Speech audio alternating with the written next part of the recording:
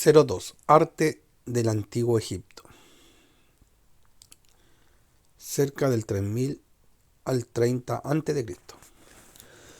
La civilización del Antiguo Egipto se perpetuó durante 3000 años, en el transcurso de los cuales su arte apenas experimentó cambios. Los primeros artistas egipcios consiguieron un sistema para describirlo todo, y aquel conjunto de ideas fue transmitiéndose de generación en generación, hasta fraguar como las normas de la representación por excelencia, de las que ningún artista podía apartarse, pues toda individualidad artística estaba prohibida. Los egipcios, como todas las civilizaciones ancestrales, vivían bajo la influencia de la magia y creían en la existencia de dioses a quienes debían honrar para gozar de bienestar. De ahí que su arte surgiera teniendo en mente a estas deidades. El núcleo de la religión egipcia era la creencia en la vida después de la muerte.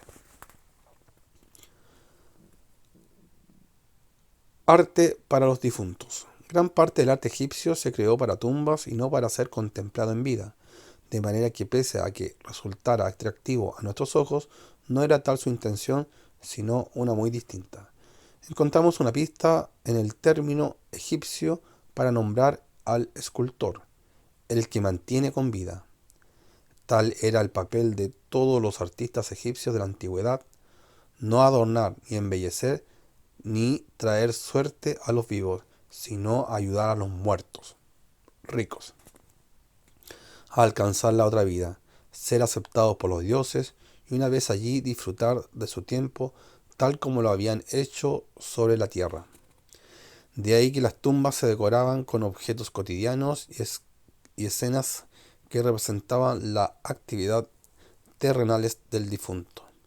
También se incluía estatuas y estatuillas de las personas mostrando cómo vivían, así como imágenes de quienes lo rodeaban en vida. Egipto es un magnífico lugar de contrastes. Cosas espléndidas deslumbran entre el polvo. Gustave Flaubert. Como la familia y criados. Los antiguos egipcios creían que una pintura, un relieve o una escultura tenía el potencial de convertirse en el tema real del arte una vez sellada la sepultura. De manera que un retrato de un criado, a título de ejemplo, se convertiría en el criado cuando así se precisara en el más allá. Un, un sistema preciso. La misión de los artistas era mostrarlo todo con la máxima claridad posible, sin ambigüedades. El arte era, por ende, diagramático en esencia. Las interpretaciones personales, los dibujos creados a partir de la observación de la vida y los adornos imaginativos u otras desviaciones estaban terminantemente prohibidos. En su lugar, durante sus largos aprendizajes, los artistas debían memorizar estrictos códigos de representación y aplicarlos a cada pintura, relieve o escultura. Tras la aparente simplicidad de las formas del arte egipcio, subyacen un equilibrio harto complejo y una armonía en la regularidad geométrica y la disposición de cada elemento. El objetivo era evitar la estilización y la ambigüedad, pero incluso a través de las formas inamovibles de representación lograron crear un estilo único y característico de dibujo, admirado e imitado en exceso en los siglos venideros. El método. Los artistas abordaban sus obras desde un planteamiento metódico y sistemático. En el caso de las pinturas murales, empezaban por marcar retículas mediante un cordel empapado en pintura roja. A continuación esbozaban el dibujo, copiando bocetos sobre papiros, y por último pintaban la obra en colores vivos y planos. No se buscaba representar la profundidad, la perspectiva ni la textura, y todo se mostraba desde su ángulo más característico. Los relieves se abordaban de igual manera, y las esculturas también. Se tallaban a partir de retículas y seguían estrictas normas de representación. La estatua de un rey difunto proporcionaba un santuario para su alma. Si la estatua se esculpía en piedra dura, dicho refugio perduraría toda la eternidad. Reglas de representación.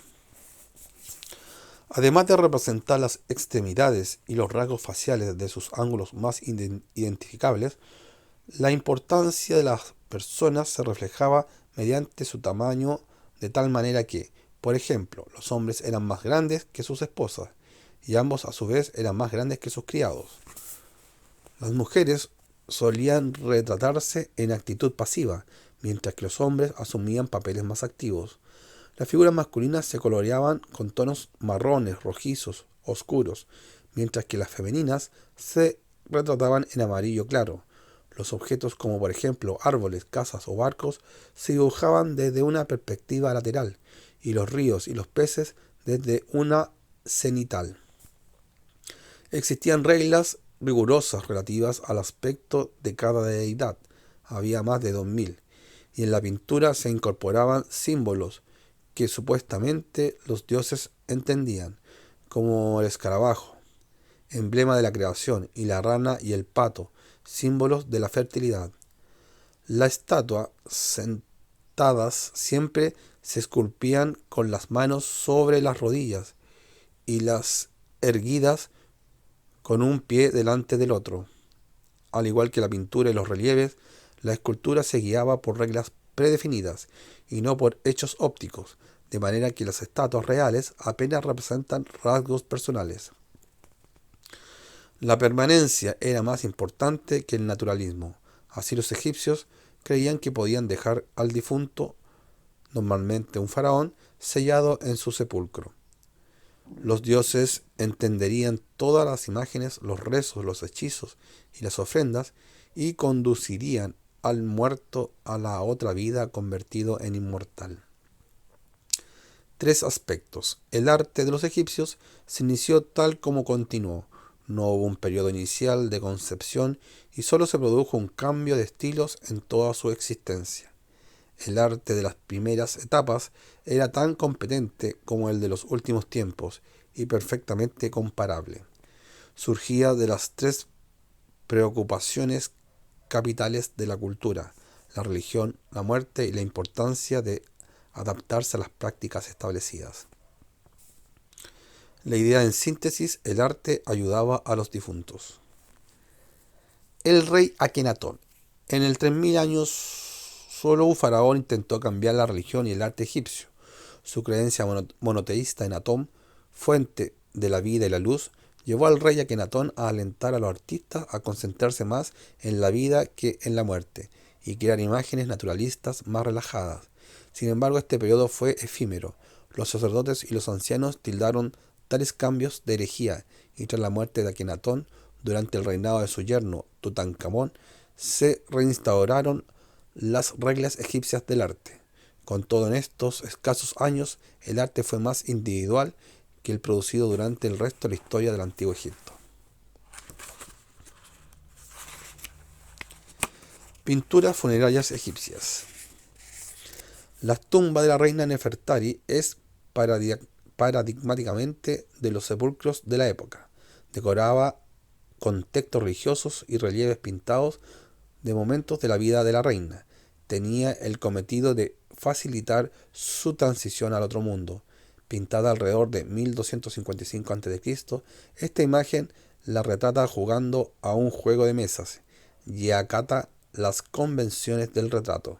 Por ejemplo, el torso y los ojos responden a una perspectiva frontal, mientras que la cabeza y los brazos y las piernas se ven lateralmente. Las fichas del juego también se retratan desde el lado. Su representación más clara, los jeroglíficos dentro de la imagen encierran un hechizo destinado a transformar a Nefertari en pájaro y ayudarla a abandonar su cuerpo terrenal y alcanzar la inmortalidad en la otra vida. Cronología: 2575 al 2467 a.C. se escriben los primeros textos religiosos en las paredes de las tumbas reales. 1991 a.C. se establece un sistema reticular para pintar y la escultura. 1500 a.C., periodo de la dinastía eh, 17, durante la cual se produjo más arte que nunca. 1540 a.C., los dioses egipcios comienzan a agruparse en pinturas, realzando con ello la unidad familiar.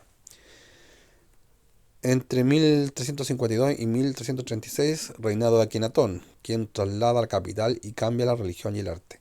1336 a 1327, reinado de Tutankamón y reinstauración de Tebas como capital de Egipto. Y 1326 a.C., el arte y la religión retoman los dioses, las creencias, las reglas y los estilos originales.